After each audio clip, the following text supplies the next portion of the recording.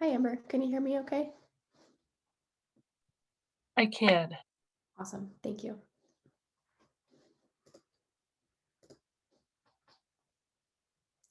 Hi, Jacqueline. Let me know if you can hear me okay.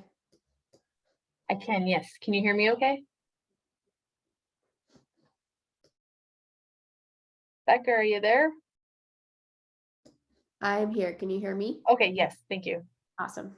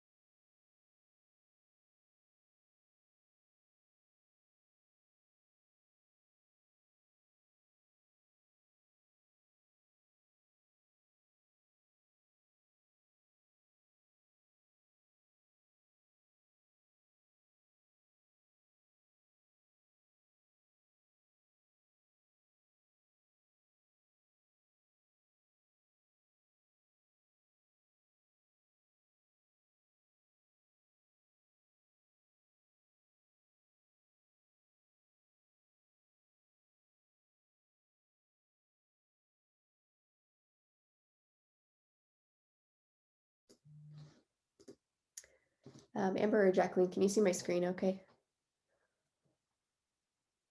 Yes. Awesome. Thank you. And for attendees that have joined us so far, thanks for being here. We are going to start promptly at 11:30. So thanks for your patience as we wait for folks to hop on.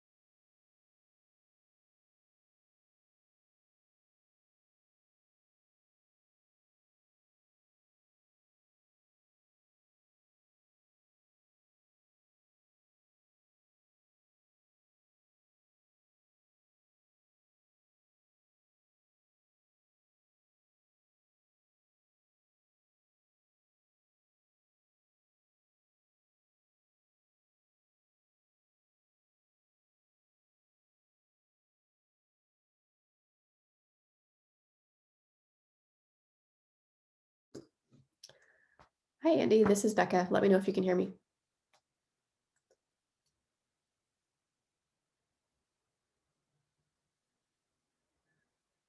Andy, can you hear me okay?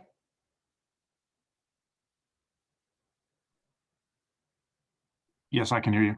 Awesome. Thanks. I can hear you as well. We are good. Okay.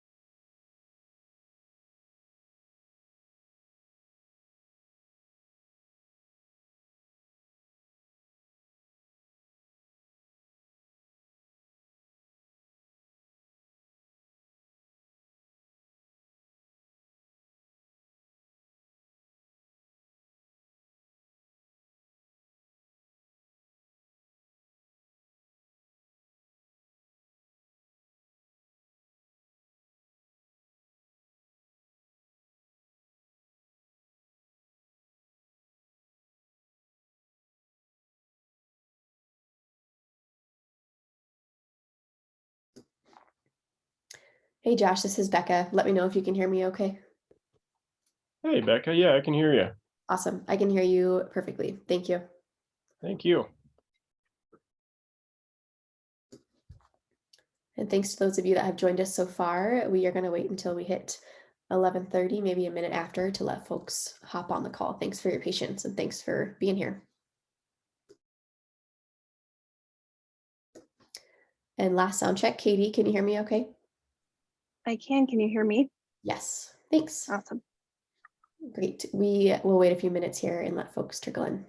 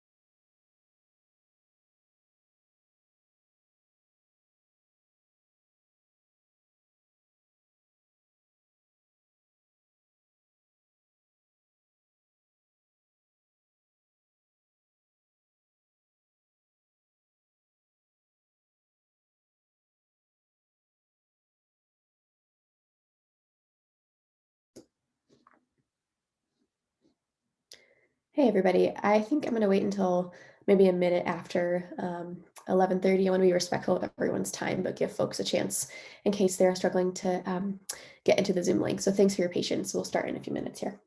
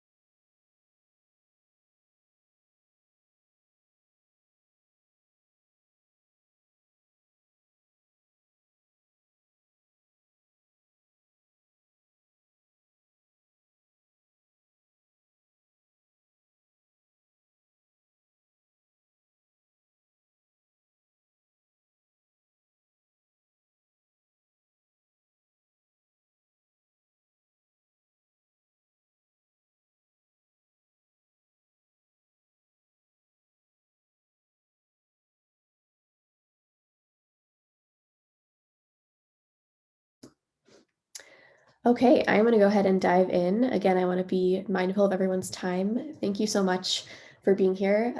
This is the North of Stevensville North Virtual Open House. We appreciate your time and hope to make this as productive and helpful as possible. So I'm going to dive right into our presentation.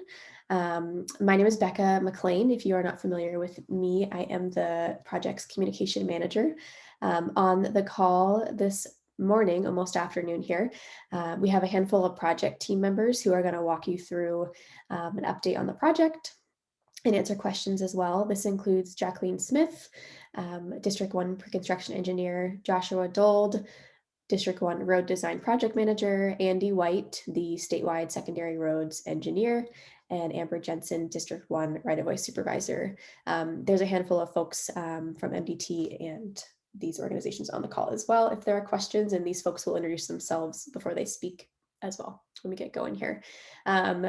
My colleague Katie is also on the call after our brief presentation here. She's going to help facilitate a question and answer session at the end to make sure we can address your feedback, questions, concerns after the presentation. You're more than welcome to post a question if you have one already or throughout the presentation in the chat box. You'll find a little chat bubble at the bottom of your Zoom screen. It should be, and you're more than welcome to type a question in there. And if you have a question after the presentation, that's great. If we miss a question during this presentation, you can certainly follow up with me as well. So no fear if you think of something after the fact. With that, I'm going to go on to our agenda so you have an idea of what we're chatting through. Here is just a list of what we're going to talk through here in a moment. Vision Zero, the project area, the project timeline, right-of-way and construction schedule. Project details and what the future looks like for public involvement. So thank you as we dive into this. With that, I am going to pass the speaking baton to Jacqueline to chat through Vision Zero. Thank you, Brenna. As Brenna stated earlier, Becca, my name is Jacqueline Smith, and I am the Missoula District Pre-Construction Engineer. Thank you again for taking the time to attend this virtual meeting, and in advance, if you plan on attending in person this afternoon, thank you for that as well. As many of you are familiar, Vision Zero is a multi-pronged initiative with the ultimate goal of eliminating deaths and injuries on Montana highways. Without goods, roads, bridges, and intersections, traveling safely and efficiently through Montana would be very difficult. Having good roads, bridges, and other transportation systems and educating drivers how to use them is critical to building strong communities and a strong state. As you see on this slide, Vision Zero is made up of 4 components: education, enforcement, engineering, and emergency medical response. These elements help guide our initiatives and roadway projects to ensure they are as safe as possible. MDT asks all drivers to do their part by slowing down, paying attention, wearing a seatbelt, and not driving impaired. Our goal is always for travelers to get to their destination safely. As a highly traveled roadway in the Bitterroot Valley, this project must align with our Vision Zero goal, and we strongly believe that this project will allow us to best achieve our goal. Josh will now share details on the project area. Yeah, thanks, Jacqueline. Hello, everyone. I'm Josh Dold. I'm the Road Design Project Manager for MDT's District 1 and project manager for this project. We wanted to recap the project location for those of you that were not present at our last open house. As you can see on the slide, we'll be working on Secondary 203, also called the Eastside Highway, starting at reference post 4, about 4 miles north of Stevensville, and just south of Wildfowl Lane and Moise Lane. The project will extend to the north for 6 miles, and it'll end approximately at reference post 10.1, or just south of Hidden Valley Road. This project will tie into the Florence East project that was constructed in 2014. As I'm sure you're all aware, we're also working just south of Stevensville on the South of Stevensville Safety Improvements Project. That project's construction timeline is separate from this project's timeline. This is an area that needs a new driving surface and safety improvements pretty bad, and we're happy to be bringing them soon. Thank you for all of your continued patience as we nail down the final details before beginning construction. Andy, I'm going to pass it over to you to talk about the project's timeline. Thank you. Okay, thank you for showing us the project timeline, Josh. Hello, everybody. I'm Andy White, the secondary roads engineer, and I want to walk through the project timeline with you all again. Like Josh said, this might be a refresher for those of you who are new to the project. This project started about 13 years ago in 2009, and over the past 13 years, we've held several open houses. And in 2014, the proposed alternatives were discussed. Preliminary design plans then began in 2015 on the chosen design, which brings us up to today. And right now, we're basically completing the right-of-way project, or the right-of-way phase of the project right now, and construction is slated to begin in 2024 or 2025. We're going to do everything we can to meet this timeline and move the project forward efficiently. And I'll pass it over now to Amber to talk a little bit more about the right-of-way and construction schedule. Good morning, everyone. This is Amber Jensen, right-of-way supervisor for this district. Thanks for being here. This is a big project and will require extensive right-of-way acquisition and utility location. We know this has been a long time coming. This project requires a great deal of right-of-way acquisition, which includes lengthy processes. These negotiations ensure that we have the land necessary to deliver the project in the safest, most cost-effective way. As previously mentioned, we are still completing the right-of-way phase of this project. Excuse me. This means that my team of right-of-way agents assess and appraise land in the project area that has right-of-way in need of acquisition. With such a large amount of right-of-way acquisition as part of the project, to ensure that the team can deliver this project in a timely fashion, MDT has hired the engineering firm DJ&A to assist during the right-of-way acquisitions and negotiations phase. Most appraisals are complete and we are now in the land purchasing process. We know that the process sometimes takes a bit longer than expected, and we really want to thank you all for your patience. We want to be fair to landowners, and that means giving the acquisition the time and dedication that it requires. So thanks again for understanding. As the right-of-way process continues, we are looking forward towards construction. Now passing this back over to Jacqueline to chat about the project details further. Thank you, Amber. If you attended last year's open house, you are likely familiar with the improvements planned with the reconstruction project. On this slide, we have noted these items. I don't know, Becca, if we go to the next slide. This section of Eastside Highway needs pavement reconstruction and safety improvements. We have seen a crash pattern that has raised a timely need for this roadway to be addressed. We will be adding 12-foot travel lanes, 12-foot wide center two-way left turn lane, and a 4-foot shoulder on each side of the road. We're going to flatten the roadside slopes and ditches and improve the vertical alignments and drainage. Finally, we'll be upsizing and adding new culverts to accommodate drainage and provide locations for wildlife to safely cross under the roadway. And here's the diagram showing what the existing roadway looks like with the narrow 2 12-foot travel lanes in each way. And up at top, you can see our proposed configuration with the turn lane, or the turn lane, the travel lanes, and the shoulders. All of these improvements made together will provide a new durable driving surface, increase the safety of the overall roadway, and provide a more efficient travel experience. Widening the roadway will give travelers additional room for corrections. Improving slopes and alignment will increase visibility and traffic flow. The addition and upsizing of culverts will keep wildlife off of the road, which of course reduces wildlife collisions. We are committed to making these improvements in order to achieve our goal of Vision Zero, zero fatalities on Montana's highways. One difference in the design plan that is new as of the last 6 months or so is the 4-legged roundabout at Ambrose Creek Road intersection. We received feedback at November's open house that this was a strong preference of the community. After further analysis, Our team agreed this roundabout will increase safety on this roadway and allow for vehicles to travel with additional efficiency. Becca, would you like to continue? Sure thing. Thanks, everyone. I appreciate it. And thank you all for listening to our brief presentation. The key here as this project continues to progress is to keep you all informed and engaged and up to date on what's happening before and during construction.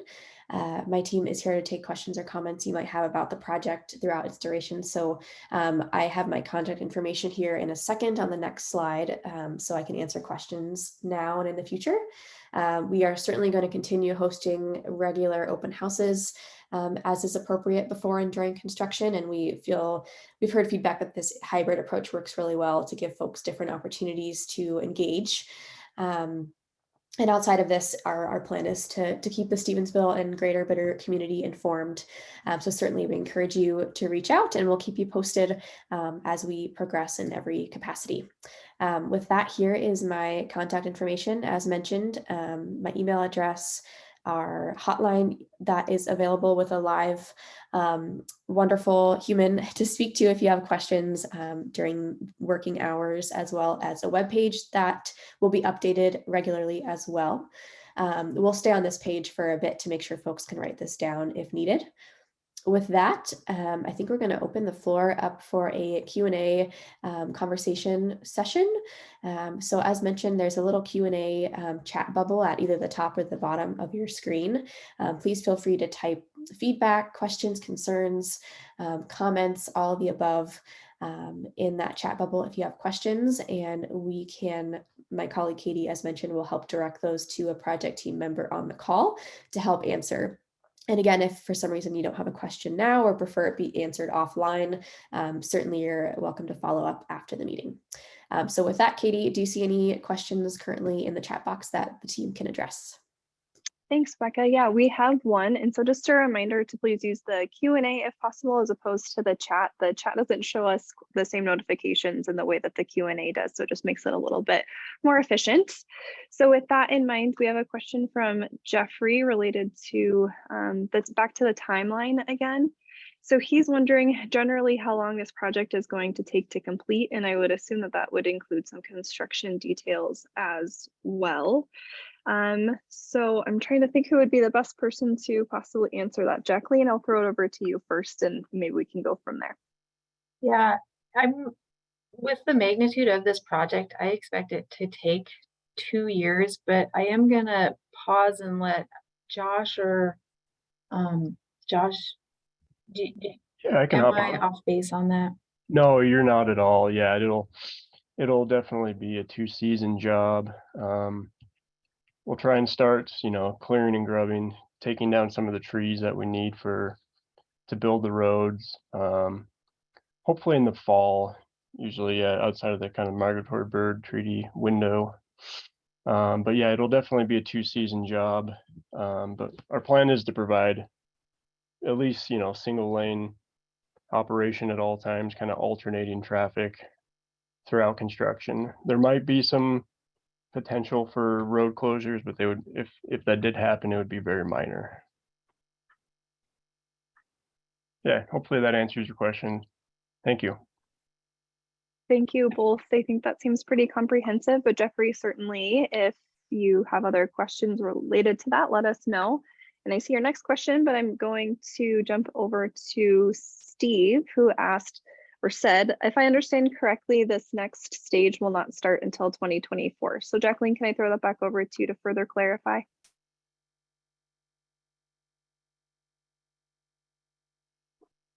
Yes, that is correct. The next stage, so we're expecting to let the project for construction either in 2024, later 2024, or early 2025.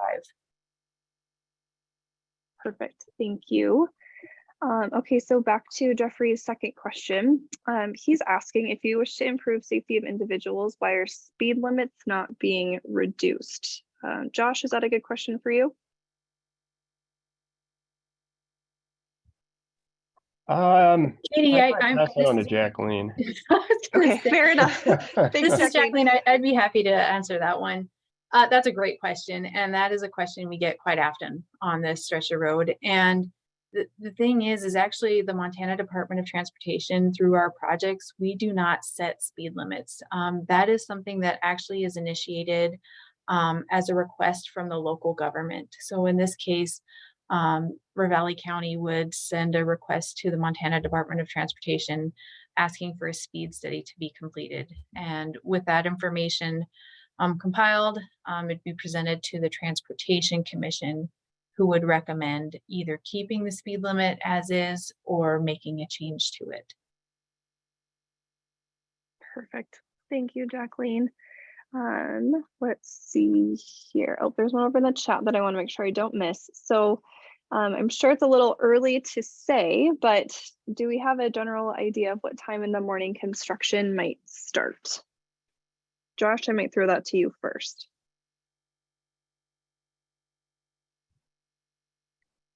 Yeah, so I don't know if we necessarily have those details lined out yet.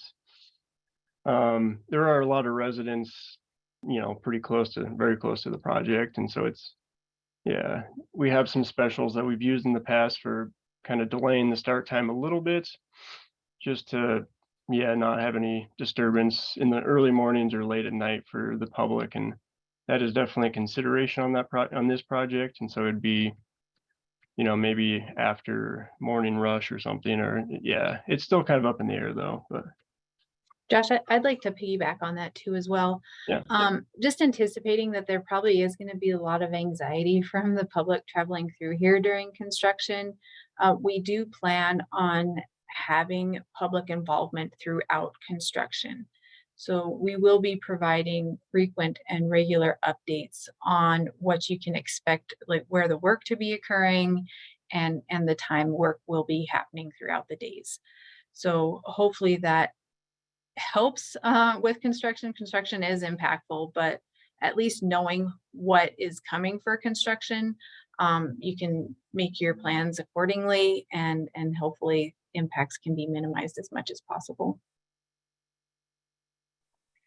Thanks, Jacqueline. And just to add a little bit, I mean, typically all of those specific timelines and things are solidified once a contractor is brought on board, correct? And we're not near that stage currently. Is that accurate?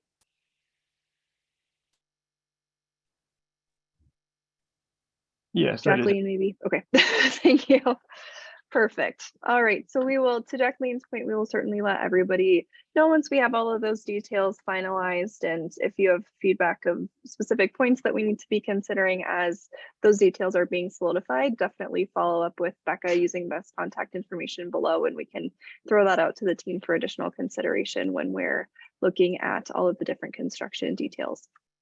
So with that, we have a few more questions that are popping in, which is great. Again, please use that Q&A if at all possible. It just helps me to make sure I'm not missing anything. So John has asked, are you going to show sections of the roadway that you are designing today? So Becca, could you maybe go back to the one slide, and Jacqueline, or Josh maybe, sorry, Josh, would you maybe be able to speak to that a little bit in more detail? Yeah, we will bring some cross sections with us too. Yeah, with the one caveat, we don't have updated cross sections yet on where this proposed four-legged roundabout will be at Ambrose Creek Road intersection. But we will have cross sections throughout the rest of the project. We can, yeah, if anybody has any specific questions on slopes and stuff like that, we can look at the cross sections as well. But yeah, this would be kind of the typical section for the project. There will be two passing zones in the project. There's one kind of across the Lee Metcalf Wildlife Refuge, and then another one kind of on the north end of the project, a shorter one. In those areas, the median turn lane will be removed, and then the shoulders will be 10 feet wide. And then there's quite a few mailbox turnouts as well throughout the project that'll kind of widen the shoulders to 10 feet as well, intermittently. Yeah, thank you. Great, thank you. So we have two questions from Bruce. He's saying he's a little disappointed. He had heard that there was a softening of the Ambrose Creek was planned. So he's asking if that plan has been adjusted and how the current roundabout came into play. Josh, I might throw that over to you and then possibly to Jacqueline to talk more about that roundabout. Yes, yeah, we at the last open house in November of last year, we did have the previous design in there with the kind of the sweeping horizontal curve that went quite a ways into that farm field there to when the roundabout was not in consideration. But yeah, I'll let Jacqueline talk more about how it came into play. But as far as during the meeting, there was lots of public support for a roundabout there, and yeah, and so we decided to take a look at it and see if it made sense. And yeah, we ended up going that direction because it made sense on our end, and we generally had public support for that as well. Yeah, it really came down to the traffic flow. People that just travel on the Eastside Highway, they were happy to see the sweeping curves. Where we were getting the most feedback and concern from the locals was those that are on Ambrose and Moise. They were really worried with that T intersection onto the curve that, especially during the peak flows, that they'd never be able to get onto the Eastside Highway, especially those coming from Ambrose, being able to even get onto Ambrose to get on the Eastside Highway. And so they just wanted to make sure that they'd be able to flow more efficiently through there without a bunch of delays and long lines of vehicles. And the roundabout really is the best solution to keep everybody moving through there as efficiently as possible.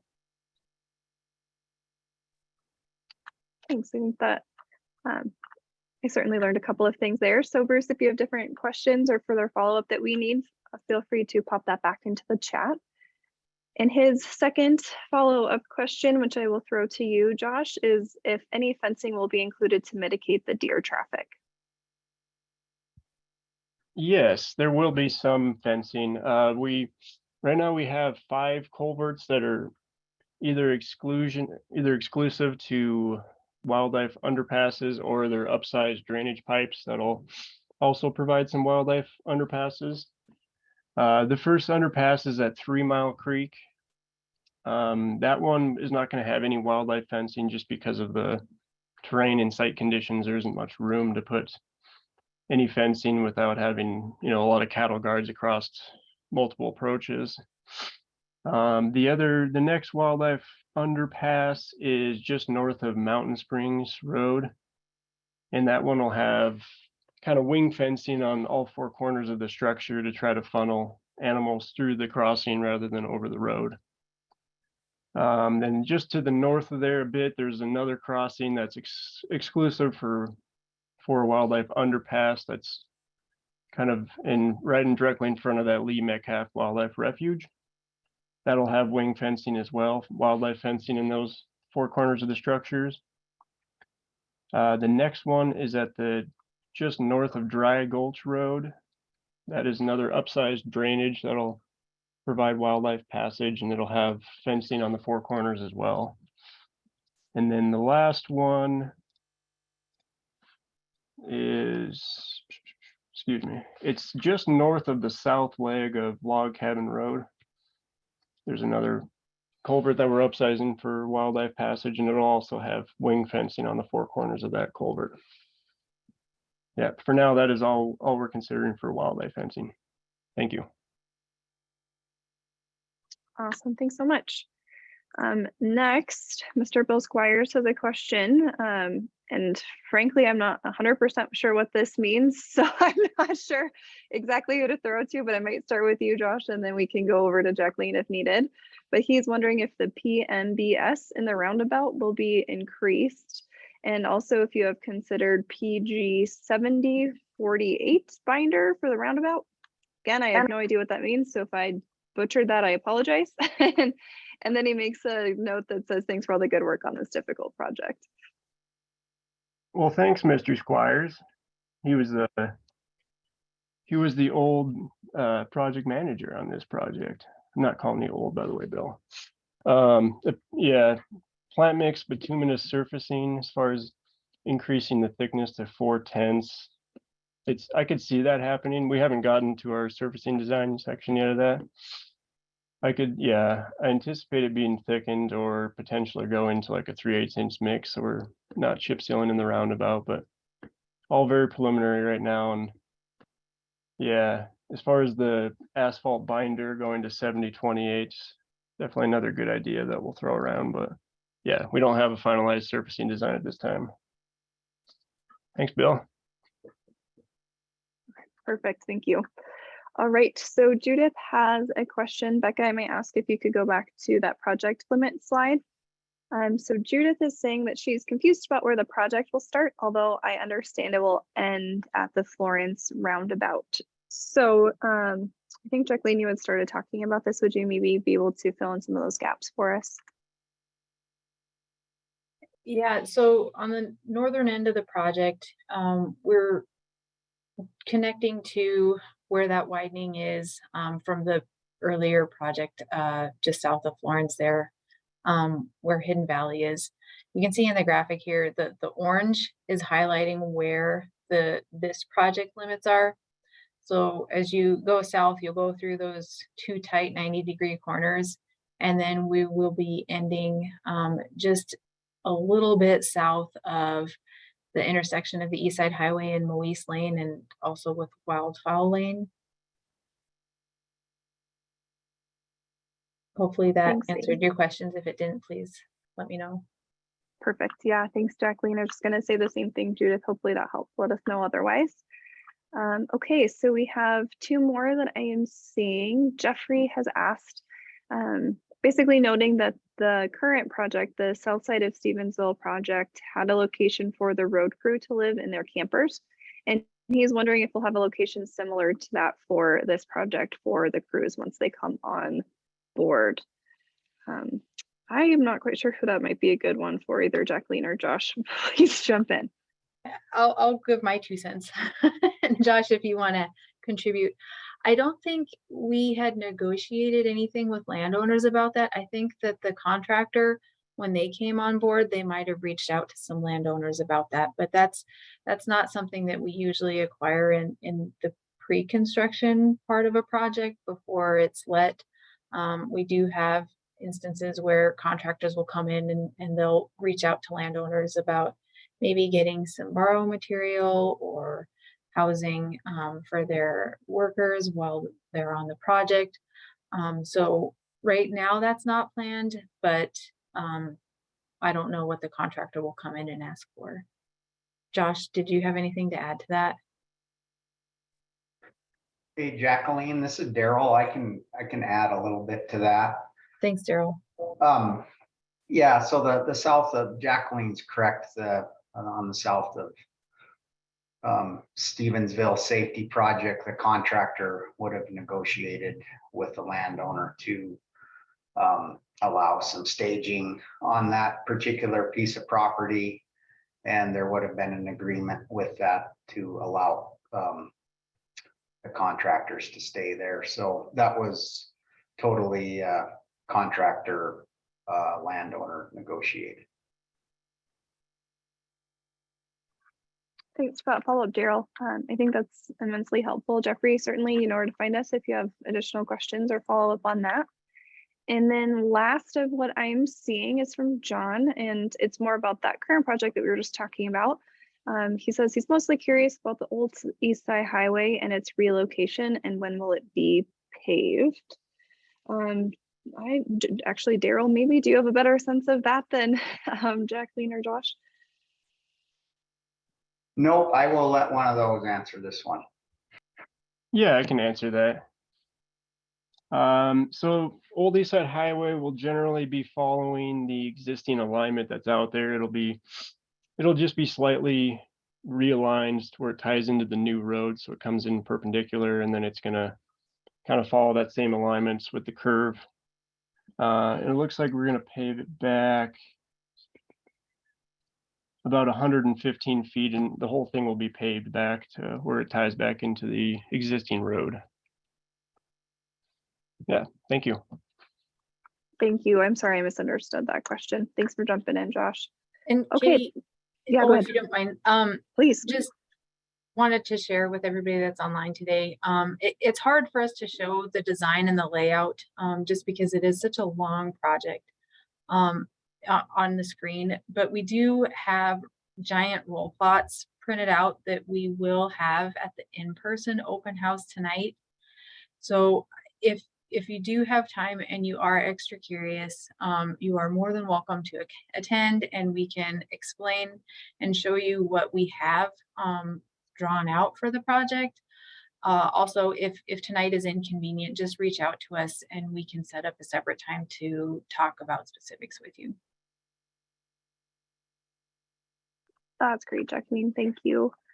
Okay, 2 more questions. So certainly folks, if as you're listening in, if you have other thoughts, please feel free to add them to the Q&A.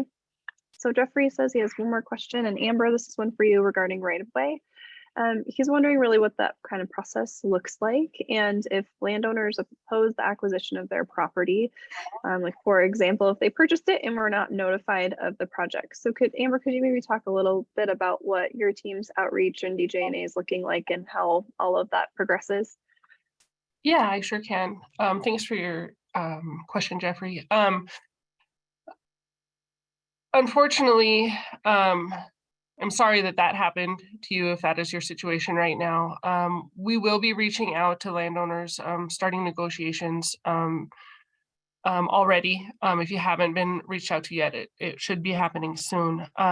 We will do our best to make sure that any design options that are on the properties are at a minimal, so the impacts can be various. I don't know what particular property you're speaking of, but we can look at that individually, Jeffrey, after this meeting and see if there's anything we can do to minimize design in that area. But unfortunately, in order to build the road, acquisition is going to be necessary on the properties that we have identified of having impacts. But I'm happy to speak with you after the meeting and answer any direct questions you have regarding the design on your parcel, or anything else that we can do to help this be a good process with us. Thanks, Amber. And he noted that that wasn't his situation. I think it was just more a general curiosity, but yeah, Okay. no, Yep. that's great. I think that's really great information for anybody else listening on the call who might be an impacted landowner that we're more than happy to, of course, follow up offline and be able to speak to specifics about each individual. So with that, let's see, we have a couple more. So Ronnie is asking about the old Eastside Highway and Eastside Highway, and if there's any way to incorporate a turn lane onto the old Eastside Highway for safety. Josh, I might throw that to you first. Yeah, thank you for the question. Appreciate it. So right now, we have a dedicated left turn lane onto Old Eastside Highway for northbound traffic. And then, yeah, north of Old Eastside Highway would be the standard 2-way left turn lane would continue from there. And at this time, yeah, we didn't have the traffic warrants for like a right turn lane or anything like that for southbound traffic. Yeah, thank you for your question.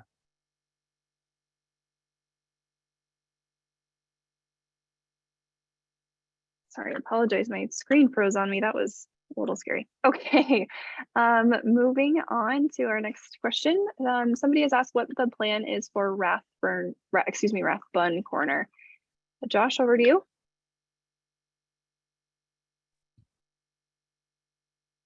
Yeah, thank you for the question. So at Rathbun Lane, we will still have kind of the sweeping horizontal curve, you know, kind of flattening of the curve to make, yeah, the corner less safe or more safe for vehicles traveling around that intersection. And then Rathbun Lane will be reconstructed, and it'll kind of tie into the apex of that curve perpendicular. And then there will be a left turn lane for northbound traffic. And yeah, I believe.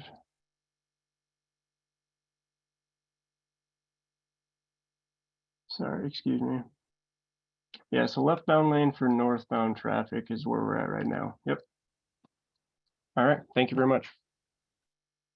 Great, thank you.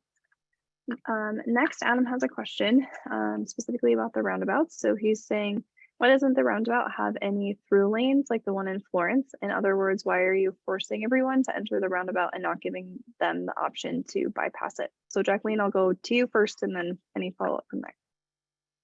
Yeah, that's a great question. And the difference is just the different volumes making the different movements. So, and Josh, you can chime in if I'm going off base here, but I suspect that the roundabout north of here at 8 Mile, that one had very heavy right turn traffic coming from the north and going west. And same with people coming from Highway 93 and trying to go south. And so there wasn't really, to keep the roundabout route operating as smoothly as possible in that situation, it was, it made sense to have those additional lanes, is my guess. I wasn't part of that one. For this one, looking at the traffic volumes, it made the most sense to have it in the configuration it is in.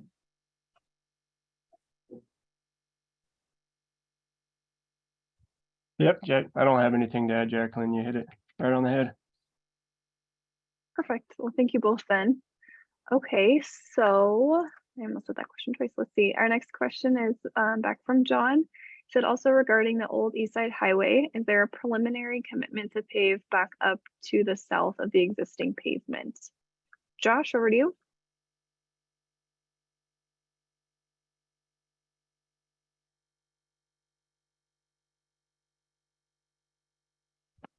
Yeah, so that's I think what John is referring to. At one point we were mulling over the option of moving the approach to the north further,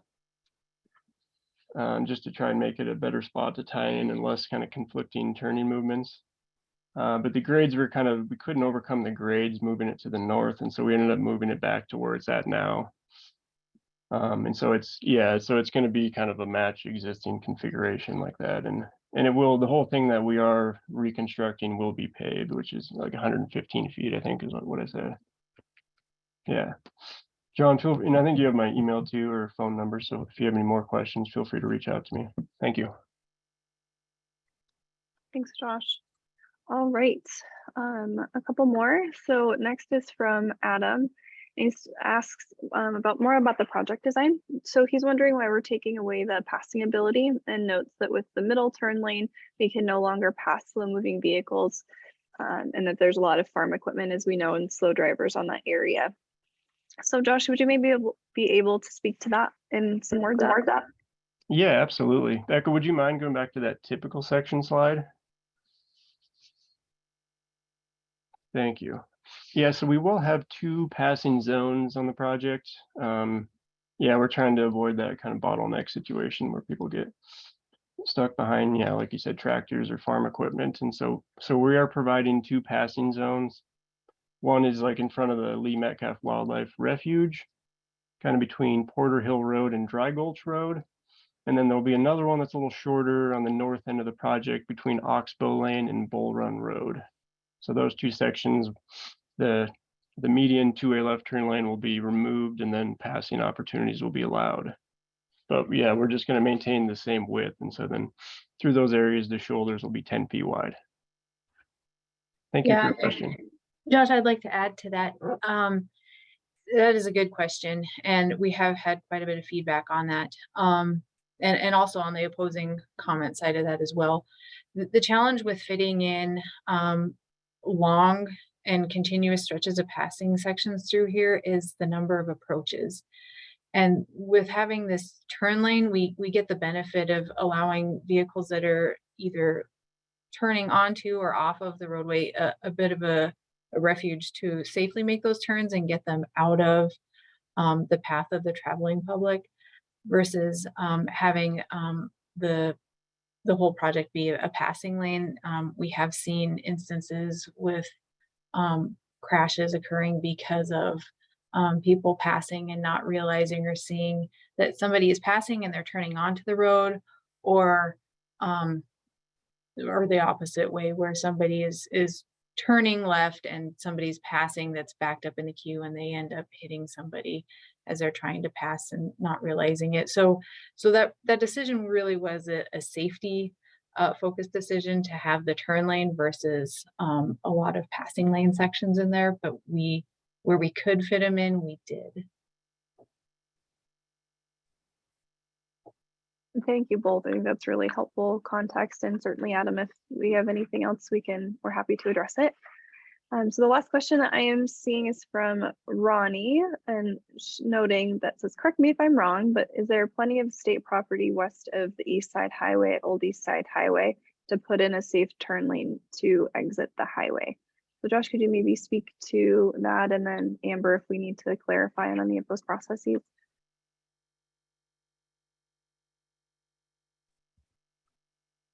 Yeah, and as far as the state property west of Eastside Highway, I'll probably let Amber speak more to that. Yeah, I mean, we will have a dedicated left turn lane for northbound traffic onto Old Eastside Highway, just not the right turn lane for southbound traffic. But yeah, it's fairly tight in between those two roads, so that's kind of where the space constraint comes, is in between our proposed highway and then where Old Eastside Highway kind of parallels Eastside Highway, if that makes sense. Yeah, Amber, do you want to help me elaborate on that? Thank you. Unfortunately, Josh, I don't have anything to add as far as, are you speaking that we have excess right of way in that area? Or are you speaking about the existing right of way as it stands? Maybe if you could clarify. Okay, thanks, Amber. Ronnie, if you do want to clarify that, please put that in the chat and we'll certainly readdress that. So in the interim, Jody is asking if we could potentially repeat how long this phase of construction will take. So Josh, I'll turn that back over to you. Yeah, and most likely it'll be a 2-season job. Yeah, Daryl, I don't know if you're on, if you have any other construction input for the project as well. Yeah, Josh, I can piggyback onto this one. So kind of depending when the project gets let, like for instance, let's say if it got let in the fall, more than likely a lot of the clearing and grubbing would take place in between November and April timeframe, with a lot of the widening taking place in the first year of the project. And then there would be a second year where the paving would finish up and a lot of the landscaping and seeding and final striping would take place. So it would more than likely be a 2-year project with possibly a winter of clearing and grubbing the trees. So Thanks, Daryl. That's awesome. All right, I see 2 more questions. The next is again from Adam, and he's wondering why not 4 lanes throughout the entire project limits. So Josh, maybe over to you first. Yeah, unfortunately we would love to do that. It comes down to just the budget that we had for the project, and then that also leads to a lot more right-of-way acquisition for the property owners adjacent to the highway. And and as it stands right now, the traffic volumes wouldn't warrant 4 lanes through here as well. Yeah, thank you. Perfect, thank you. All right, so Ronnie had followed up Amber and noted that the state already owns the property between Old Eastside and Eastside Highway north to the fire station. So I believe they're asking about the existing property that MDT currently owns. Hopefully that's helpful to be able to expound a little bit more. Yeah, so I'm looking at the plans right now, and it does look like we own a section between there. And so she's curious about whether or not we would be able to put an additional turn lane in using that right of way. Is that That's my understanding. Yeah, and certainly Ronnie, if we're off, let us know. okay? And I don't know, Josh, if that was something that we looked at previously at all or not design wise, but we do own a significant chunk of land in between those two roads. So I don't know if there was a decision made early on in the process prior to me being here or not, but I don't have a clear answer, but I can get one for you. Yeah, I'm not 100% sure on that either. I do know, yeah, I guess further to the north from where Old Eastside Highway intersects Eastside Highway, there's quite a bit of room. As you get closer to that road, it gets pretty tight. So our existing road, we have, yes, about as steep a slope as we would want, tying in pretty close to the ditch bottom on Old Eastside Highway. So it's any additional widening through there, we'd probably have to install guardrail, assuming we could even fit it at all. But yeah, I don't know as far as like the traffic volumes, if it warranted a right turn lane or not. When they did the study, my guess is it didn't, and that's why it's not included, but I would have to go back and look. Thank you. Okay, thank you both. And Ronnie, I just sent you a follow-up message so that if there's additional pieces that we need to look into, we can get all of those answers for you and make sure to close that loop fully. Okay, and with that, last but not least, another question from Jeffrey and wondering what the estimated cost for this project will be. Josh, maybe I'll give that to you to start.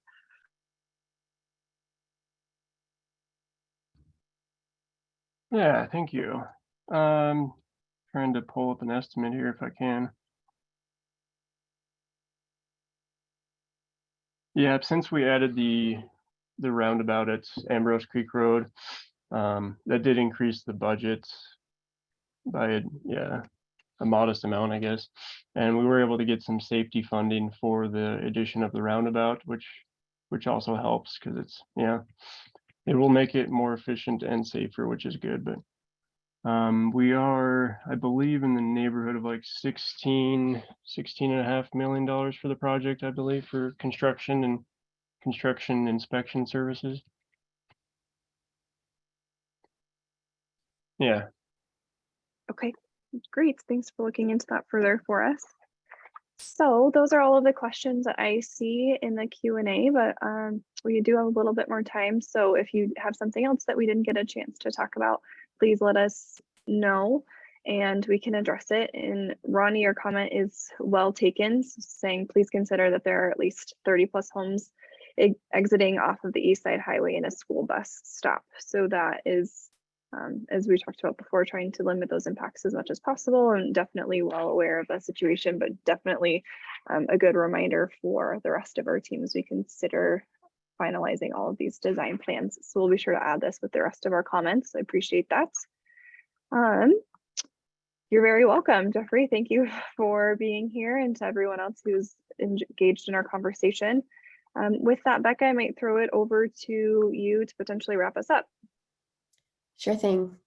Thanks, Katie. Thanks, everyone. Those are great questions. Really productive conversation. We appreciate the feedback and thoughts and constructive questions. So thank you. A few notes. We are at the end of the planned agenda for this meeting. So if you have no further questions, you're more than welcome to hop off.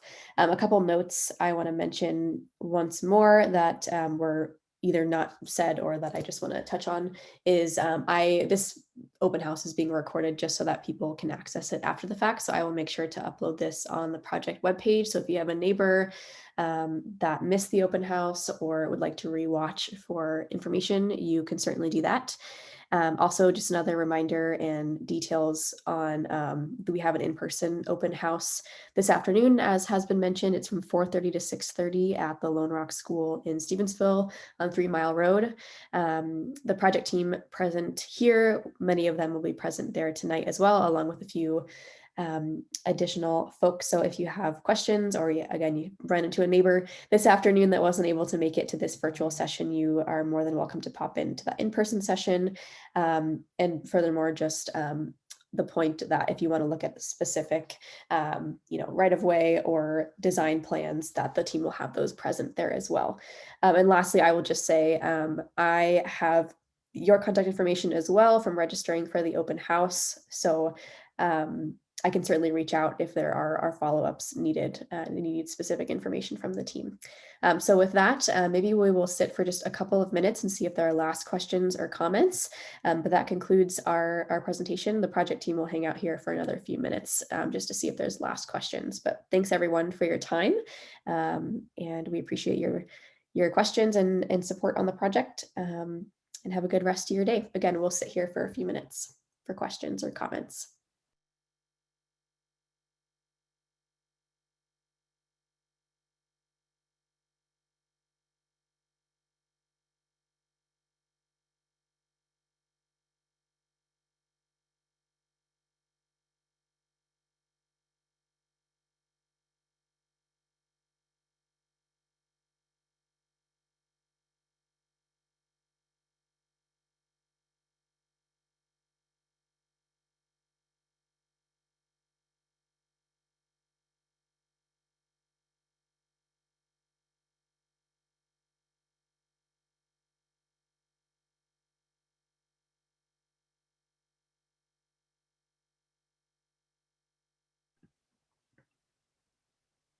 Okay, with that, I see a few folks have taken off. Katie, am I missing anything on your end, question or comment wise? Nope, not that I'm seeing, Becca. Okay. Well, thank you again, everyone, for your time. We appreciate it. Feel free to follow up if you have questions, and have a great rest of your Wednesday. I'm going to go ahead and sign off here. Thank you.